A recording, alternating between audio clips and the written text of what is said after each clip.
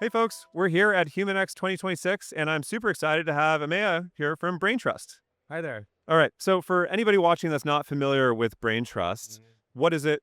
Who's it for? So Braintrust is a Evals and observability platform. AI teams use Braintrust to ship AI with confidence that their AI is going to work as expected and that they're not going to ship anything that's going to cause things that already work to break in production. It also gives you an insight into how your agents are working in production, like what's working, what's not working, how are things failing in ways that you hadn't anticipated. So it gives you that observability that you can take back to building your evals and continuing to ship good, high quality AI. So evals, I know were like the hot word last year or whatever. Now it's actually in production. People are using them. Feels like there's somewhere in between like unit tests for your application in terms of AI stuff and then observability around behavior. Is that right? How do you kind of see it fitting into the software development and production Yeah, life I mean, cycle? I think unit test is a good way to characterize evals for the AI world. Unit tests are, things that you use to test deterministic software. You run a unit test today, it should pass tomorrow, day after. Evals are, the unit tests for the AI world.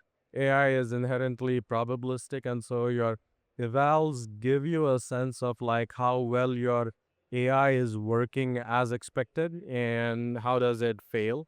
Um, what's interesting is like you may start with a certain set of assumptions about like how your AI is going to work and what ways it's going to fail in, and you might come up with your initial set of evals that you know help you figure out like the obvious ways in which your AI might not work out, and you build and you fix those kind of issues.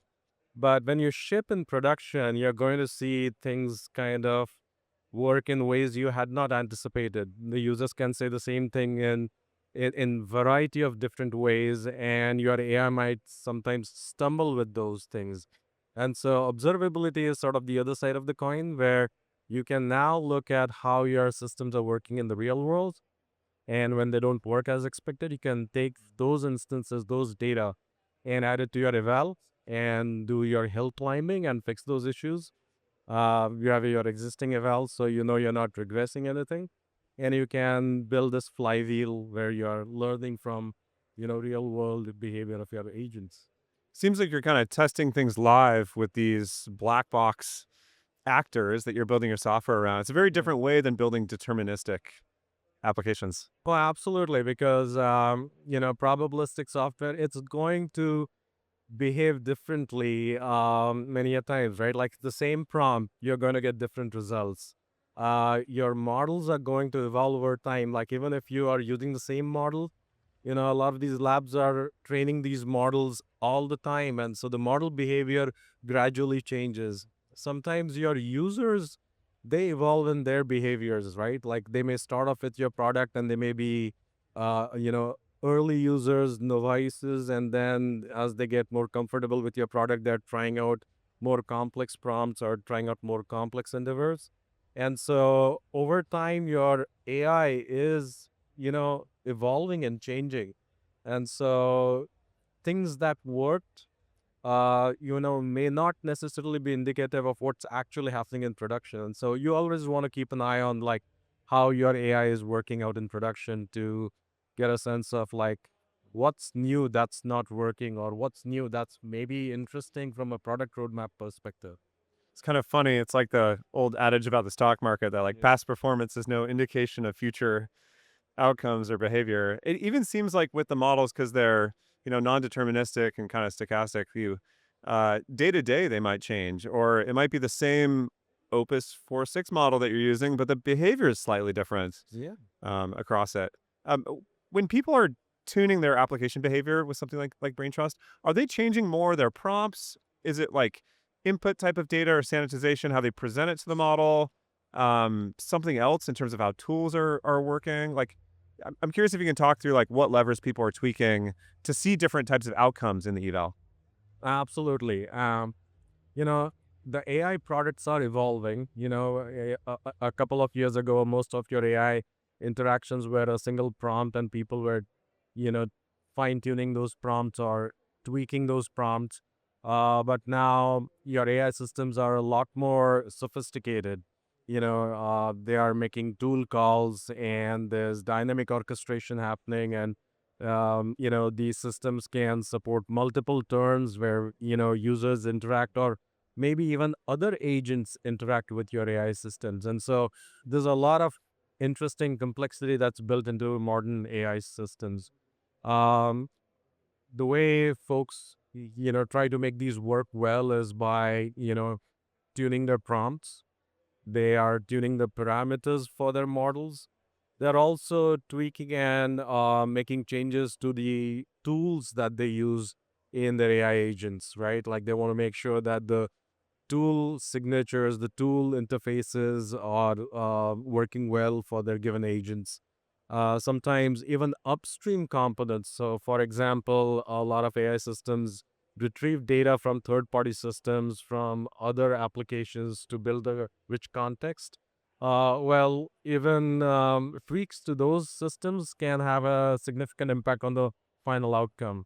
You could use a particular chunking strategy for how you manage your, you know, information, and you switch your chunking strategy, it could have a pretty dramatic impact on your final outcome. So, folks try all of these things, but having a well-defined set of evals and a well-defined criteria of what good looks like gives them that objectivity in terms of measuring these variances and trying out different explorations to find something that works really well in production.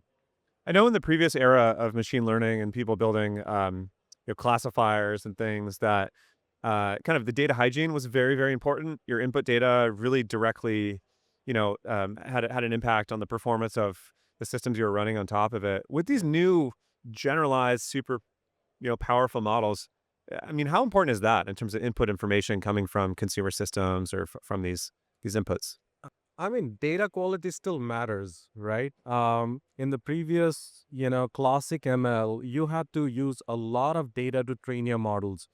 Now we don't need a ton of data to train these models. You're really using a lot of these models off the shelf. But what you want to do is make sure that your AI system, which is the model, the prompts, and the additional context that you're bringing to the table, all of that works well in a way that you expected. And to do that, you want to have meaningful evals. And the quality of that eval data set does matter. The best way folks can build out robust and meaningful eval data sets is by harvesting logs from production. You start with naive data sets that are based on some assumptions so that, your V1 isn't shipping obvious issues, but very quickly you want to start mining production logs and then augment your evals with interesting use cases that help you ensure that your AI system is going to work as it's expected. Yeah. What's next for Braintrust? Talk about that. Happy Mythos Day, by the way, is the Thank official you. announcement of the new Anthropic models. They're Yeah. super, super powerful. I'm curious, like, what's next for you, especially as models get more, performant, as they get more powerful, as they get more deployed across the world in different places. Yeah. And so, Braintrust is a great platform for building this flywheel where you're continually improving your AI by investing in building out more robust evals, observing your production use cases. We want to make it really easy for folks to get insights from the production data that they're collecting. So, as your agents scale and you're starting to collect a ton of data, you're going to have a ton of these traces coming into Braintrust. Uh, with a new feature we call topics, you are able to use our inbuilt agent into Braintrust called Loop that goes in and looks at all of your production data and is able to give you insights about the types of tasks that your users are performing with your agents or the kind of issues they may be running into. And so by being able to analyze 100% of your production data, you can very quickly get insights into what's exactly happening in production with your agents. You're able to consume like petabytes of data and make sense out of that very easily. So topics is something I'm super excited about. We also see that a lot of our users are using coding agents to work directly with Braintrust. And so we recently launched the Braintrust CLI. So it makes it really easy for anyone using, Claude Code or Codex or any of these coding agents to build in, evals and observability right into their coding workflow. So that's another pretty exciting development. And then finally, we announced the gateway, an LLM gateway, which gives our users and customers better control over how their LLM traffic is managed. Gives them a single point where they can instrument all of their LLMs, and then set up policies so that they can manage their LLMs better. So that's another interesting area that we think is going to really help a lot of our customers. Um, Go from not doing any evals to collecting all the data that they need automatically to start building out meaningful evals. Wow, love it. Lots of fast areas of takeoff and exploration from you guys. Ameya, thanks so much for stopping by. Thank you. This was exciting. It was really interesting.